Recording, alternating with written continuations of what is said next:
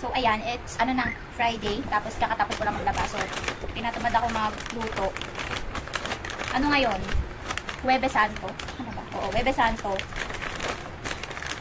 Bawal karne, pero wala akong makain. Puro pork yung nasa ref. And tinatamad talaga ako magluto. So, nagpa-deliver na lang ako sa Business to Go Eat. Ayan siya. So, ito yung mga in-order ko. Hot silog.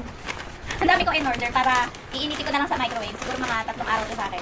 Or 2 araw lang pala. Ito naman is kimchi cheese. And ito ay chicken salpikaw. Ako lang mag-isa kakain. And healthy chicken. So brown rice to na may broccoli, tapos chicken, tapos carrots. So ayan, 4 na kainan to. And hindi ko sure kung maubos ko yung isang pack. Kaya excited ako kumain. Ano kaya masarap kainin?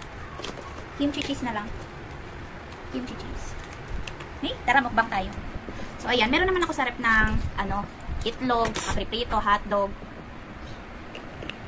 Yan, tamad nga, diba? Kakalaba lang eh. So, hindi dapat ako mag-vlog, pero marami nang pending. So, ayan. Tingnan natin. This is kimchi cheese.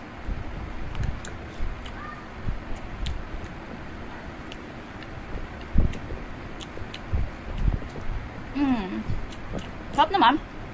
Panawid gutom na dam. Kahit ako sa inyo iba. Ito yung hot silog. Kanin siya na may ulam. Chicken salpikaw. Mukhang masarap. Tingnan ko nga. Ako lang naman kakain eh. Kaya huwag na kayo maarte.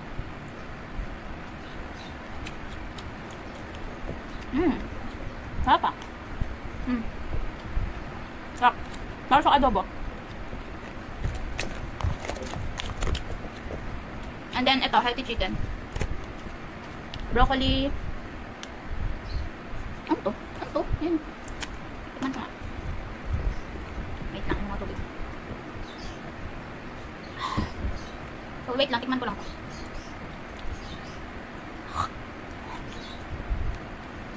Lasang ano? Lasang dahon. Brown rice siya. May chicken. Na may broccoli. Nasang dahon to? Healthy ba yan? Ako nyan, kimchi rice ako.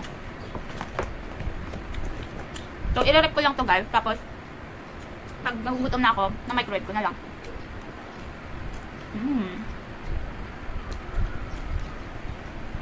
Kain tayo!